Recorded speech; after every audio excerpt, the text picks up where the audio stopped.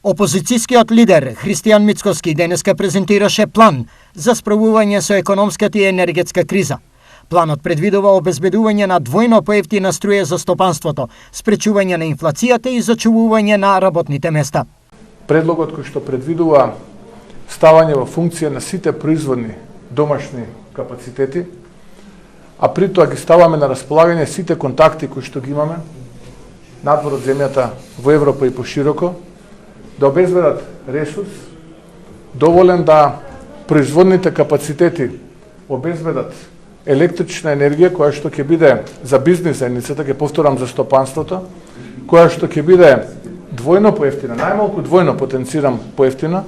од таа која што денеска стопанството ја плаќа. Мицковски исто така предлага измени во Законот за енергетика кој наскоро ќе биде доставен во собраниска процедура. Со кој што ќе побараме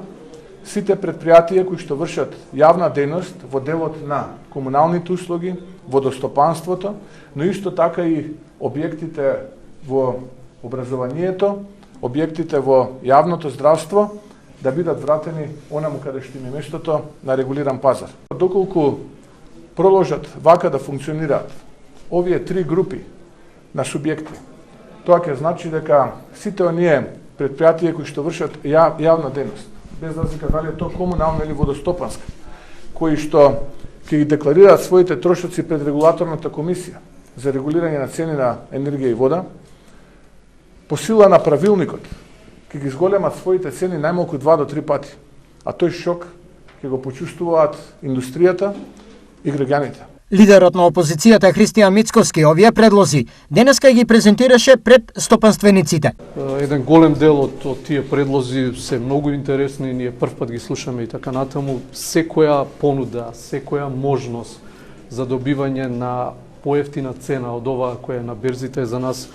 огромна предност и ние би сакале да секој дел од тие мерки што е конструктивен, позитивен во вистински правец да се имплементира. Од друга страна, во однос на предлогот на лидерот на ВМРО ДПМН Христијан Мицкоски, владиниот советник за енергетика посочи дека владата веќе има изготвено план за справување со енергетската криза. Сите активности што се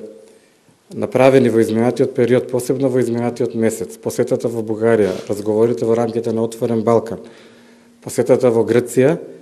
се токму во насока на спроведување на планот на владата за обезбедување на дополнителни количини на електрична енергија по цени прифатливи за индустријата. Во однос на вашето прашање, планот се уште не сме го виделе во владата, меѓутоа сигурно дека истиот ќе биде разгледан и сите планови и поддршката од опозицијата и од сите политички партии во насока на справување со енергетската криза се добре дојдени.